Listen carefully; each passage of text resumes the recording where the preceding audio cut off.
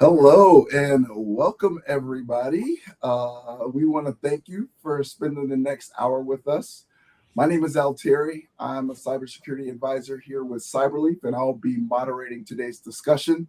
A couple quick housekeeping items before we get started.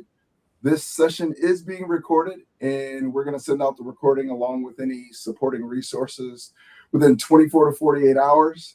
The plan is to spend roughly the first 45 minutes in the conversation, reserve the last 15 minutes for your questions.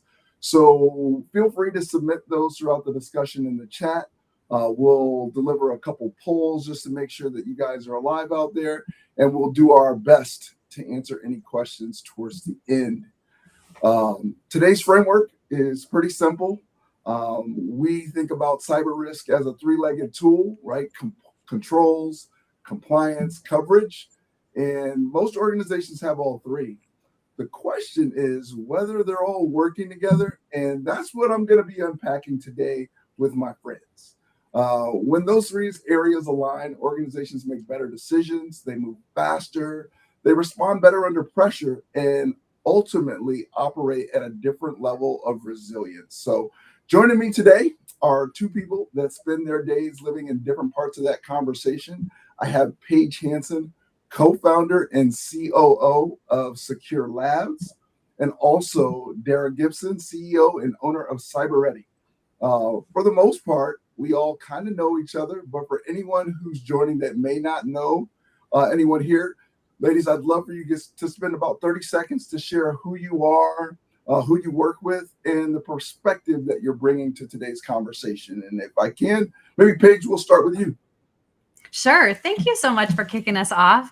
I'm Paige Hanson. I am the co-founder and COO of Secure Labs. We are a GRC, a boutique GRC consulting firm. So we do a lot of SOC 2 prep, HIPAA prep, a lot of documentation, which I'm excited to talk about, like yes, no, my perspective on that. I've been in the industry for almost 20 years. Next week it'll be 20 years. So I'm excited to talk to you. I know that we're all local to Arizona. So it's we all need to get together and do this in person sometime.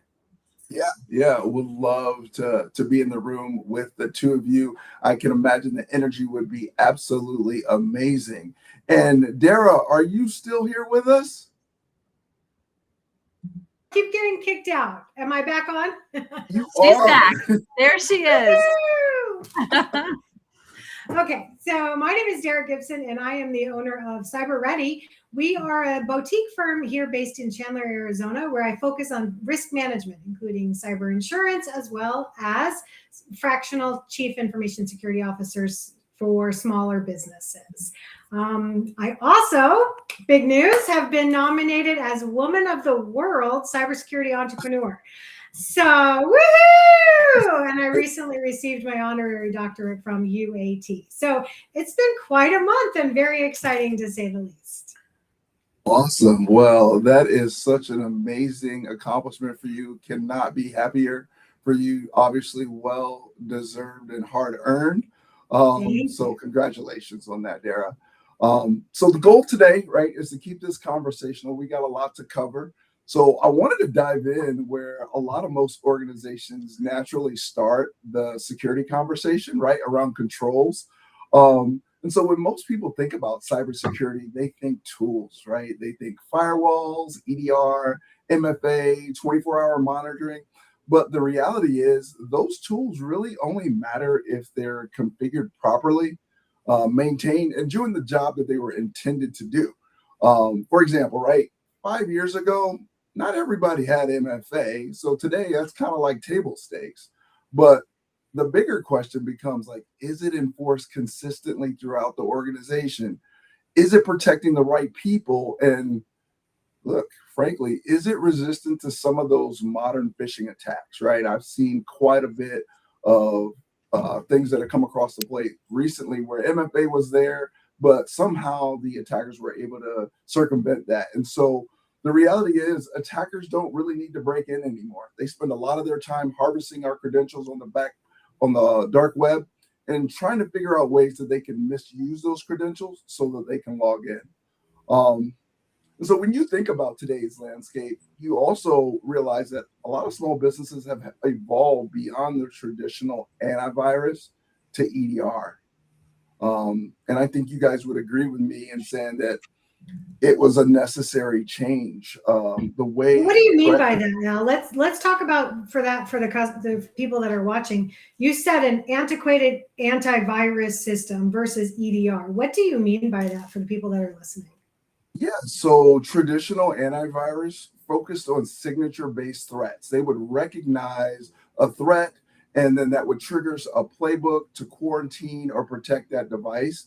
EDR is watching behavior, right? It's watching. What does it mean activity. though? What does it stand for? EDR. What does it stand for? Oh, endpoint detection and response, right? Now, Endpoint what does it detection and mean? response. Yeah. And so it's watching the behavior. And I think that's really a good point to really drill home on, because a lot of organizations have endpoint detection in place and they have EDR, but they're usually a little light on the response, right?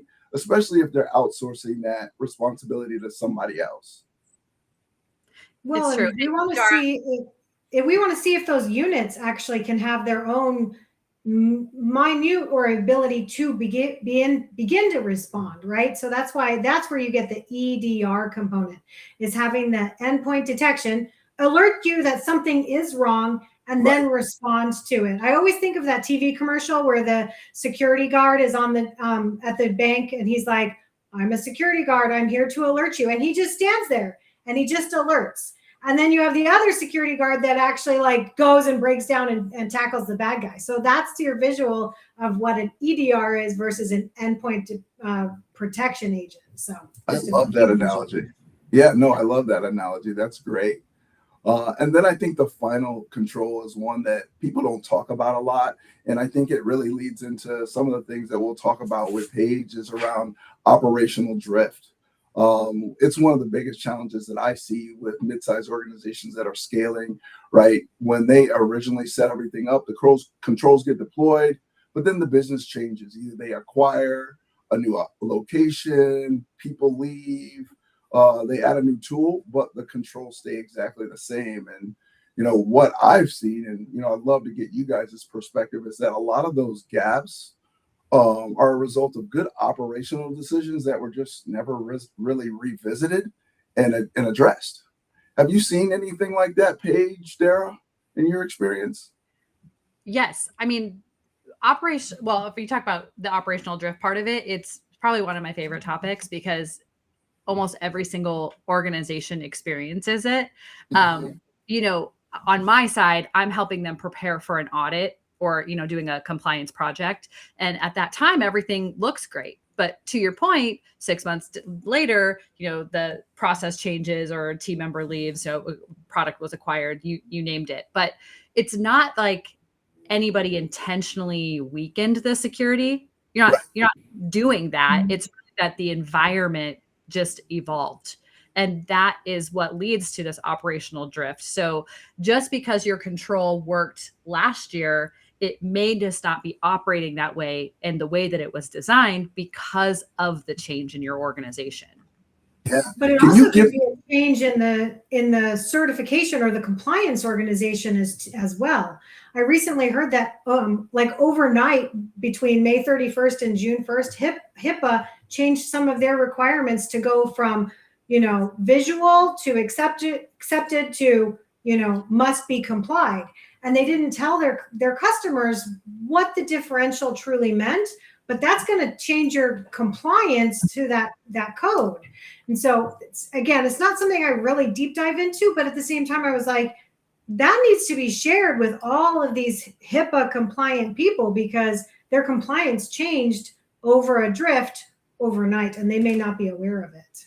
Yeah, no, that's not aware, but it's no longer, you can't just be like, oh, we didn't know anymore. Right. And so that is, I think, one of the hardest things with organizations, especially for me working with smaller businesses. They don't have somebody that's staying on top of that, of the regulations, unless they are using a third party or they just so happen to, I don't know, set a Google alert or whatever it is. So it's really hard to stay on top of these changes, whether it's mandatory or best practice. Yeah. So Paige, let me ask you, where do you see the disconnect most often between what organizations believe is happening versus what is actually happening? I mean, a lot of it has to deal with some of the larger organizations I work with. It's more like an ownership thing. Uh, they assume a different department owns it or a person owns it, Yeah, we see and that a lot. that is troublesome. Or actually, a bigger one would be third party risk. I mean, I think that could be an entire topic we could do. I And next week on our show, I don't. I know that organizations, when they onboard a third party, most of the time they're usually doing some sort of an assessment, but I think they forget how much access vendors have. And then all of a sudden when there's a breach or something happens, it's like, oh wow, we didn't go back and recheck them or reevaluate them every year or every quarter, whatever the cadence is.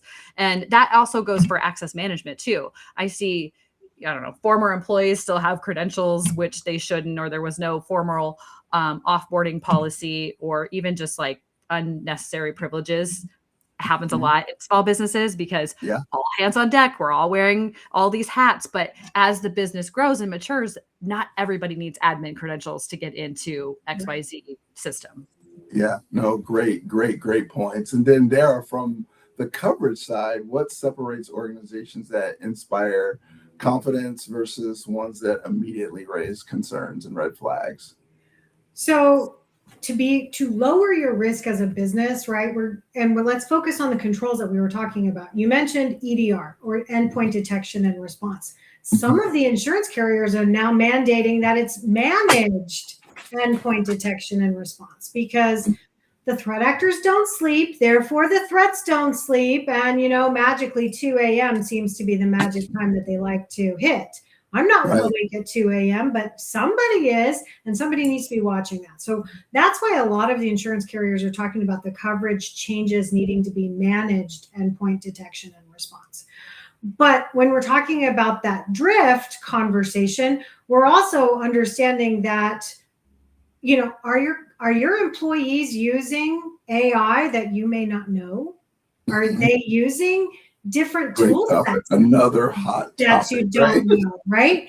Are you allowing your organization just to be like, okay, whatever, as long as it's updating, we're good? But did that update change your parameters of your insurance policy? You got to check and make sure, right? And now we're also talking about those controls that you have to make sure that they're patched in a timely manner, right? Are they done so? Because now the insurance companies are saying, hey, you can't just tell us you may patch sometime in this year. You need to have your patch cadence, and it needs to be done in a timely manner. So now they're talking about the servicing of these controls, right? And understanding that patch should identify if any of this random drift is occurring, and saying, hey, let's rein this in a little bit. And Paige, you brought up a good point about that third party. You need to make sure that all of your controls that you're putting in place, your policies and your procedures, are also honoring the expectations of your third party.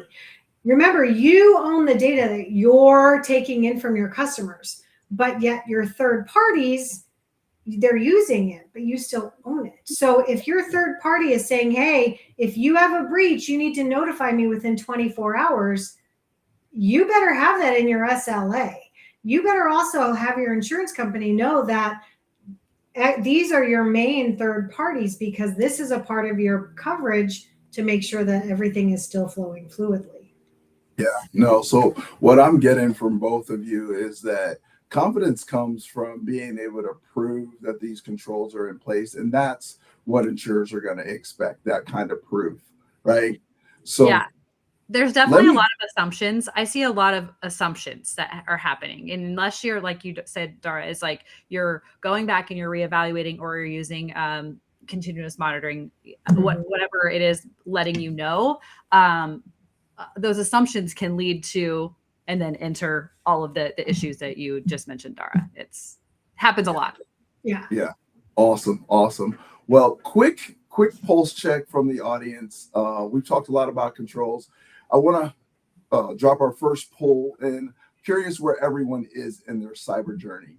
I think this could be very interesting as we come back for Dara later on in the discussion. I'm sure some people will have some questions specifically for her. So I'll give a couple minutes for you guys to kind of answer those questions in the chat for the poll. And thank you for your participation.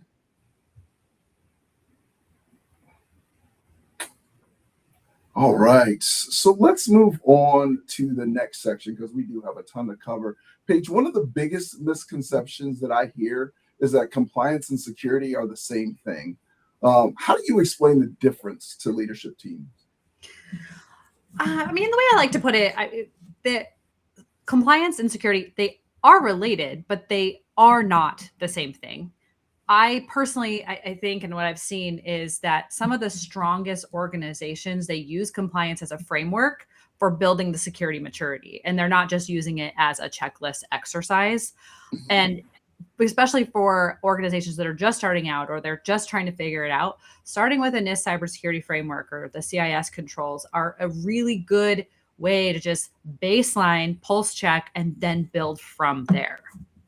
Let's be real. NIST is a national organization, a global organization that has risk as like their foundation of what they're talking about.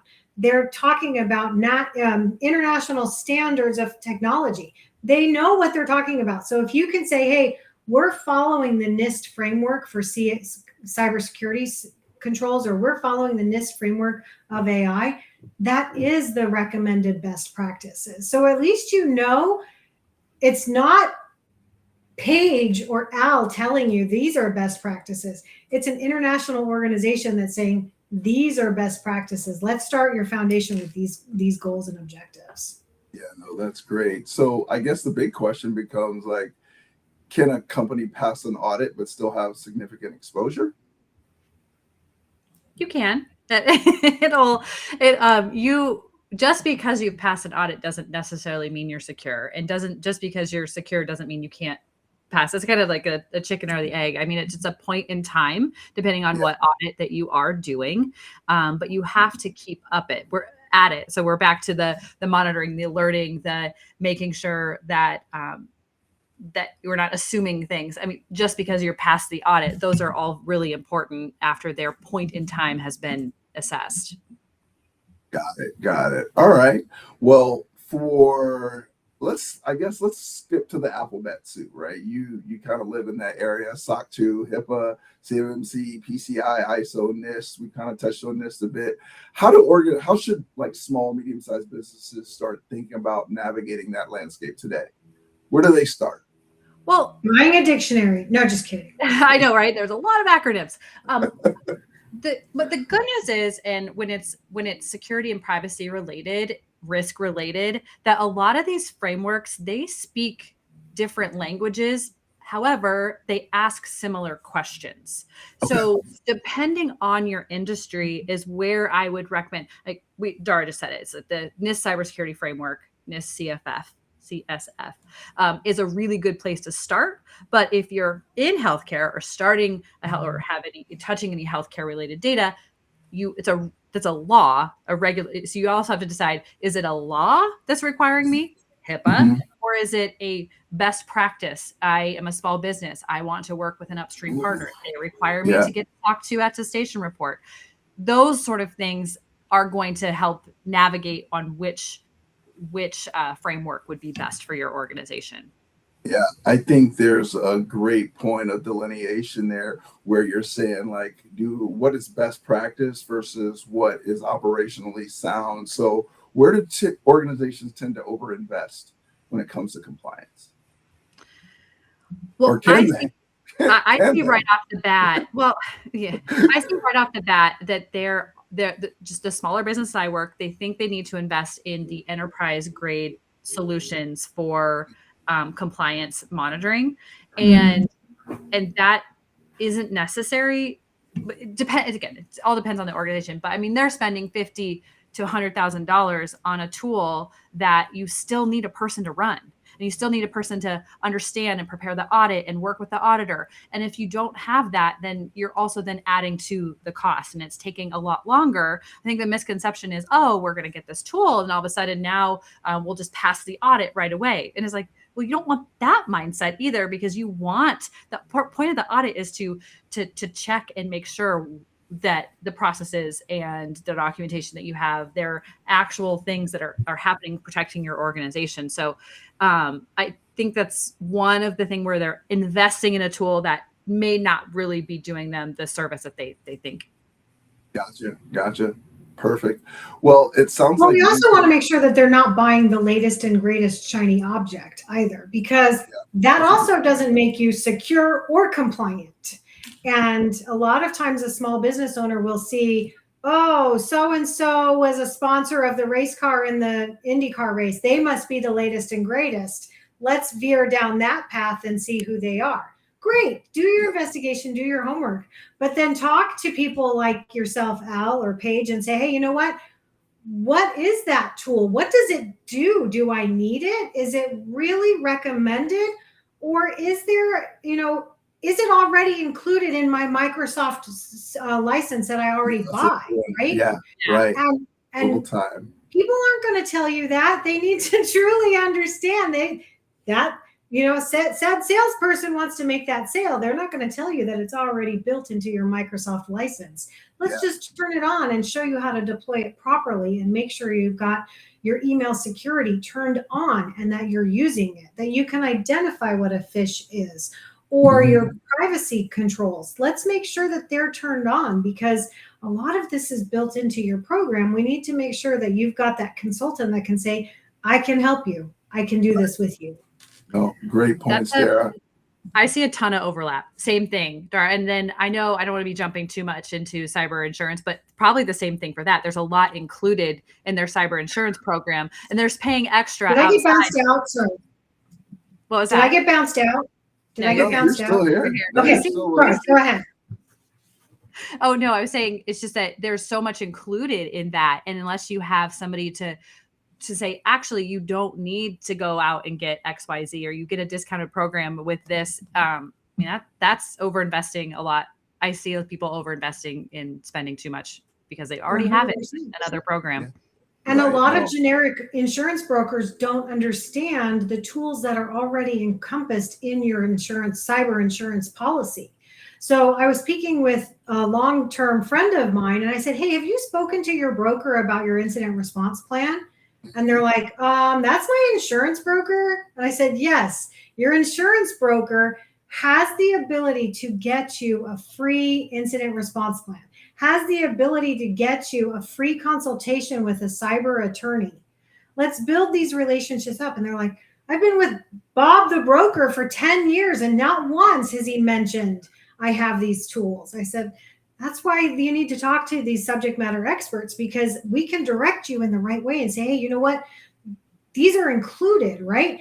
And you can get differential, discounts by utilizing professionals like Al or Paige to say, hey, you know what?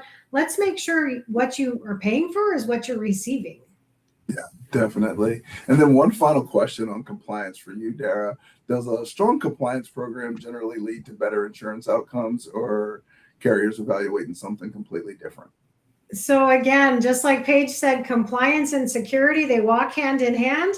Well, now we're going to put, insurance in as, holding hands as well. So depending on the insurance carrier, that SOC 2 compliance may provide a discount, may not, because it's not necessarily saying you're secure or you're lowering your risk. It's saying you were able to check that box on June 4th at 12:25 p.m., right? So it's not necessarily saying you are a lower risk. It is saying you're cognizant of security and compliance and alignment. But so you've got to talk to your carrier to make sure that what you are doing is actually lowering your risk overall. Yeah, no, thank you for that. So what I'm hearing is that compliance creates confidence, but coverage decisions are really still grounded in what's actually happening inside the business. And I guess that's really where things start to get really interesting. So before we jump to the coverage section, let's do another quick audience check with a poll. If we could deliver the poll into the chat, we're interested. What are the biggest concerns you guys have about cybersecurity or cyber insurance right now? Because those are really a lot of the conversations we're starting to hear in the market. And I think it ties directly into that next topic. So I'm just going to dive in because I think we're a little behind schedule. We'll leave the polls open for a few minutes in case people want to answer. But one thing that I'm seeing a lot, Dara, is that cyber coverage is one of the few places where security, compliance, finance, leadership, and risk all kind of show up in the same room. And you spend quite a bit of time in that intersection every single day. One of the phrases I think I picked up from you, and I hear with brokers and underwriters all the time, is the attestation gap, right? Can you kind of translate that for people that may not have heard that phrase before? What does that mean? Yeah. So, Al, you made a very good point. You said that all those people need to be in the same room. That's the problem, though. We're creating silos and we're saying CFO, swim in your lane, CTO, swim in your lane, customer service rep, swim in your lane, marketing, swim in yours, HR, swim in yours. But guess what?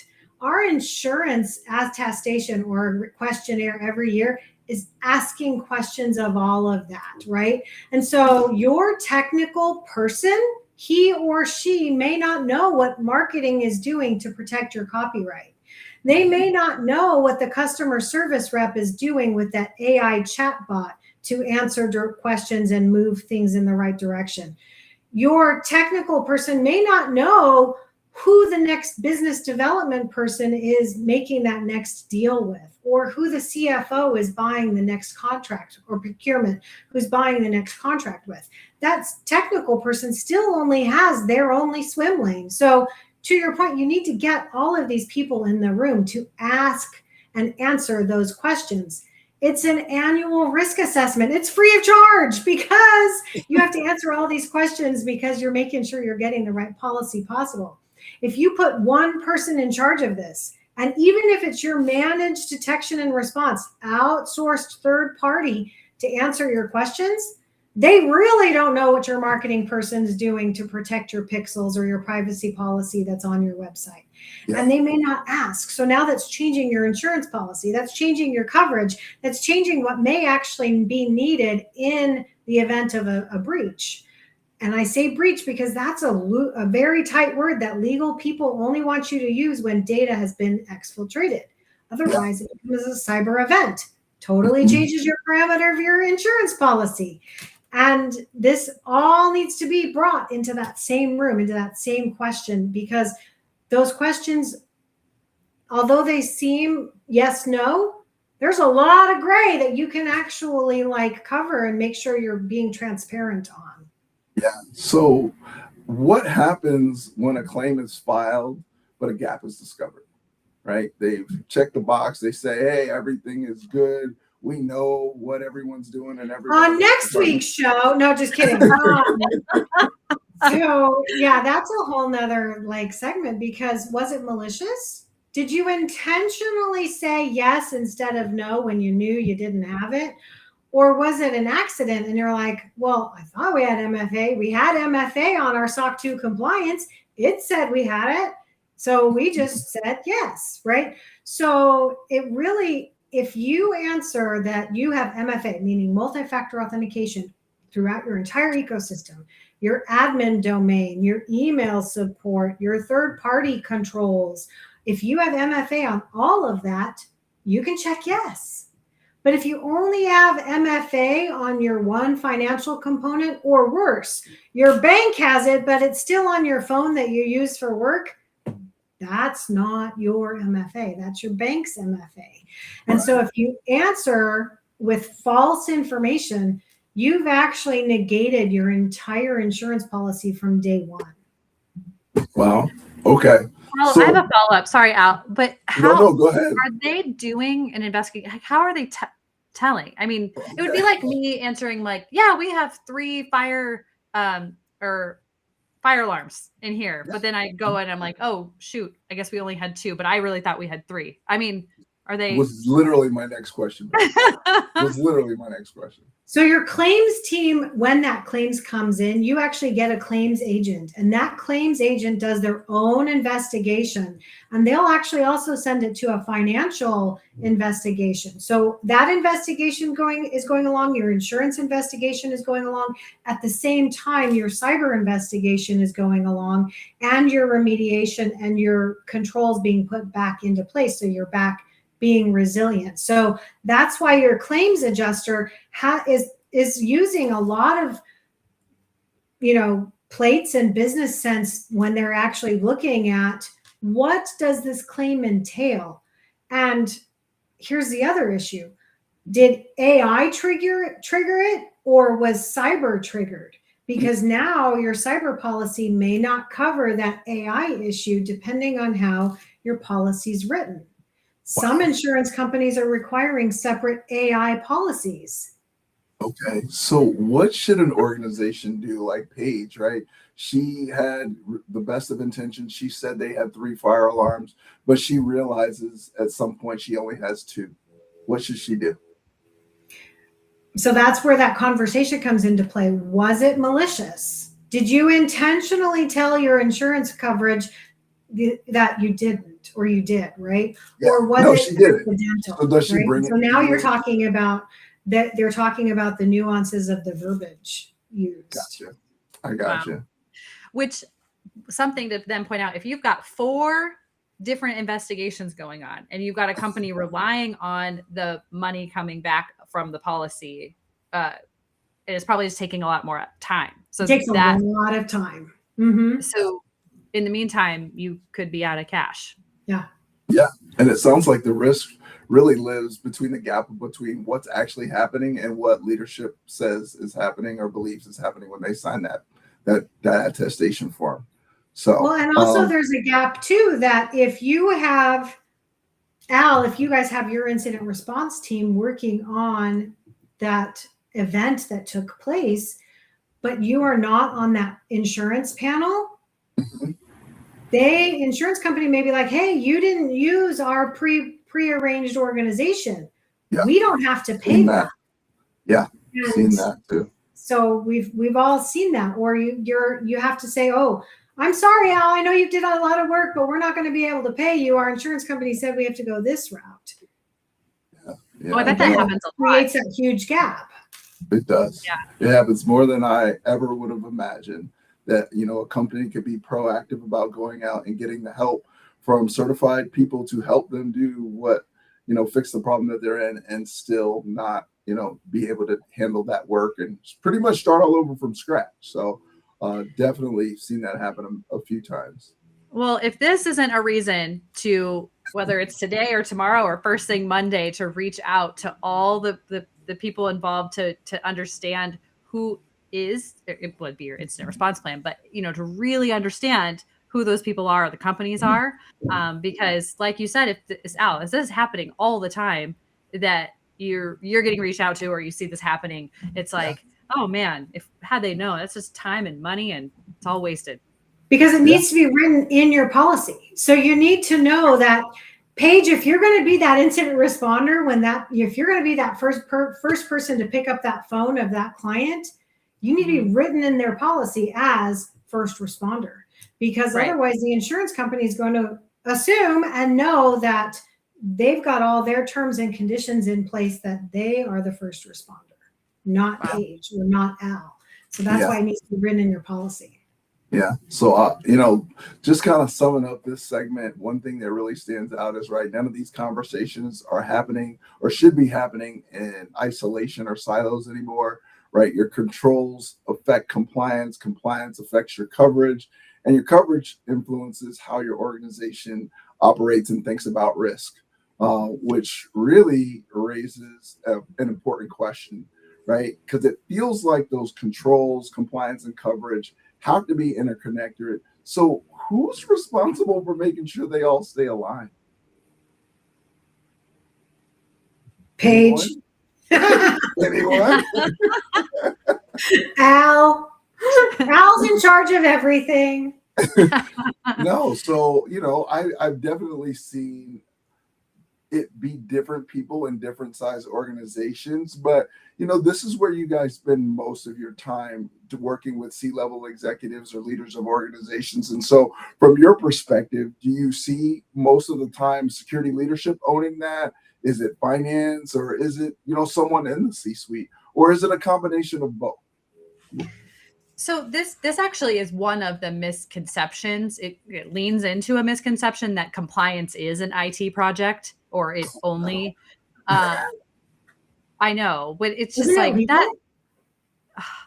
What was that? Isn't it always like legal? Compliance goes into the legal frameworks? Yeah, well, legal owns the contracts, and it just depends. Finance owns approvals, HR, the onboarding, leadership owns different risks that they're going to risk decisions.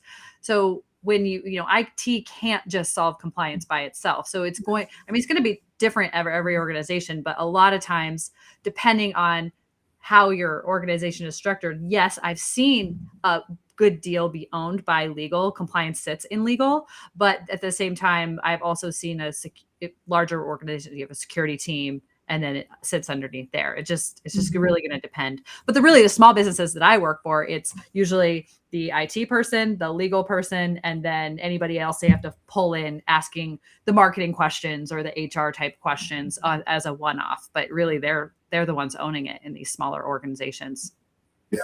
And so where do you see the most common breakdown? Where does that communication or differentiation usually start to break down and show up? I think when people start pointing the finger, that wasn't me, that was you. Yeah. That wasn't me, that was you. And so it's people that the lack of responsibility to say, hey, you know what? If we had worked as a team to make sure that we had all this collaboration in place, we had our coverage in place, we had our compliance in place, and we had our controls in place. It's a team effort. It can't be a siloed institution, because we also see that silo where companies may have a physical security person and a cybersecurity person. And so we've got this, and these two heads fighting because they're like, well, this is not my issue, it was your issue. But now when you have a cyber threat that in the Internet of Things, the pacemaker kills a client from a cyber attack, that's a physical and a cyber issue, right? We're talking about, or the doors on the locks on the doors couldn't open because the business was hacked. This is not just a physical security issue or a cyber issue. We're bringing in another person into that table to saying, hey, you know what? Everybody got locked in. So now it's a legal issue because we couldn't get people out, right? Yeah. And so we've got to make sure that all of these people are maybe taking partial ownership, but understand that the business has to take ownership. Yeah. Yeah. Go ahead, I don't think people realize how, oftentimes people don't realize how their job or their department affects the whole ecosystem of whether it's compliance or security. Mm-hmm.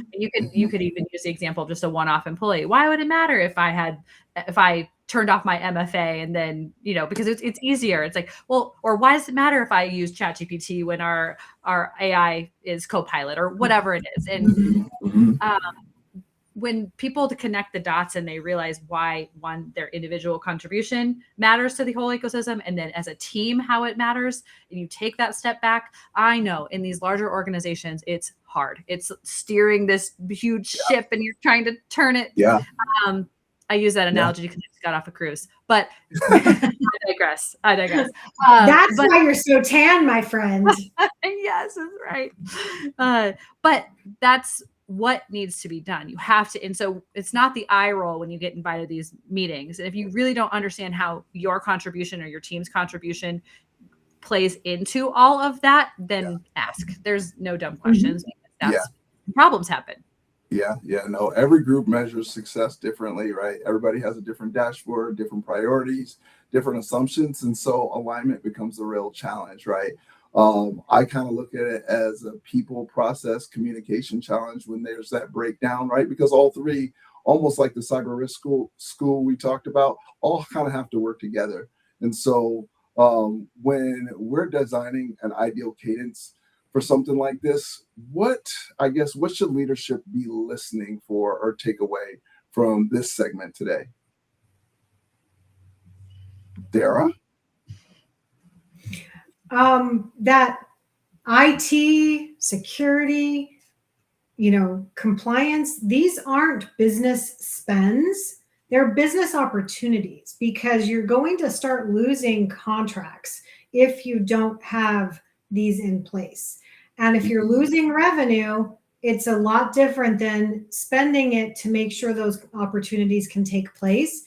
It's a different conversation. It's a different risk. It's a different financial impact to the organization. And I think leaders overall need to understand that we as professionals aren't just telling you to spend money because we want that next sale. We're actually doing it to protect the business risk overall and create business opportunities for them along the way. Yeah. And then Paige, where do you think executives really underestimate what comes with cyber risk? I mean, there's blind spots. I mean, that just in the sense of, I think a lot of times that executives might confuse, oh, we've got a really great policy, this documented policy, and they are confusing that with actual risk and compliance activities with actual risk, when just because you have a wonderful policy doesn't necessarily mean that you have repeatable, measurable, tested periodically process that needs to happen. Mm-hmm. No, that's really good. I appreciate that. And then Dara, from your perspective, where do these leadership teams commonly misunderstand what's expected of them? When I hear the phrase, I have cyber insurance, I'm good. I have compliance, I'm good. Or I have controls, I'm good, kind of makes me want to cringe, because you can't have just one of those things. They truly have to be working in like a cohesive manner to make sure the business can run. That ties nicely with our theme. I will take it just like one step back of like we're too small to have to deal with any of that. And it's just like, but yes, you definitely need all three to work well together. And so that's, just why we all just are out here, whether we're posting on LinkedIn, meeting with people, networking, doing these events, these live streams like this, is because we hope that if you didn't hear it last time in the event you attended, hopefully something sparked and resonated with you, because it's not just, you've said it all, all of us said it. It's not just us up here talking. We've lived it. We've seen it. And those are the things that it's not only a matter of time before it happens to you, and it's going to matter to you. So getting on top of it now, and especially diving in and using the expertise that we're presenting and talking about here certainly is a resource for you. Yeah, no, I couldn't agree more. Cyber resilience is really no longer a security objective. And I think you mentioned it earlier. It is truly a business objective. It no longer just kind of lives in that IT box, right? Leadership decisions, operation decisions, risk decisions, they're all influencing each other every single day. And so what I want to do, I guess we're at the end of this, is really make this practical. So if someone was listening to us and they wanted to do one thing Monday morning to strengthen one leg of their stool, what would it be, Dara? I would say look at your policy and look at your insurance policy and really understand, what is it saying? What is included and what's excluded? And then one of the questions that came in said, how does it align with compliance standards? Start looking at that. Look at your insurance questionnaire to say, hey, is it asking me about healthcare information? Is it asking me about my certified cyber maturity model certification, right? Are these tool sets asking the same question, and how can they overlap, and where does that gap exist? Oh, that's really good. I hope you guys wrote that down. I hope you're taking notes. That one was free. Paige, What are you thinking? What would you leave them with to start with on that one thing for Monday morning? Yes, I would. What I'd like to see is just reviewing ownership. So look at every critical process, control, risk area, and you should have a clearly identified owner. That's the start. And after that, I mean, you asked me what to do the following Monday. Maybe there's a whole separate set, but just reviewing these critical processes, I think that people would be surprised they might just live in all these different departments, or you've got a huge gap because of some organizational drift that's happened. Yeah. Or worse, Sally, the person left on Friday, and she had all that knowledge in her head, and now you're like, company, what do we do? No, great points. I think if I could share one thing, I would leave everybody with, validate your controls, your compliance effort, and your coverage requirements to make sure that they all still agree with each other, right? Get ahead, because most organizations don't really discover those gaps during planning. They usually discover it under pressure, whether it's an audit, an insurance renewal, or even worse, an incident. So we're going to jump into the Q&A for the final round to make sure we get all those questions answered. But before we do, I want to thank everyone for joining us today.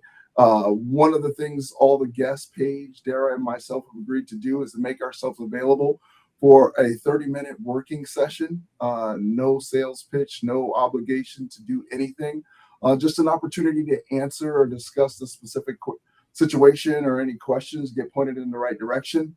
In our follow-up, we will include some details on how to get that all scheduled.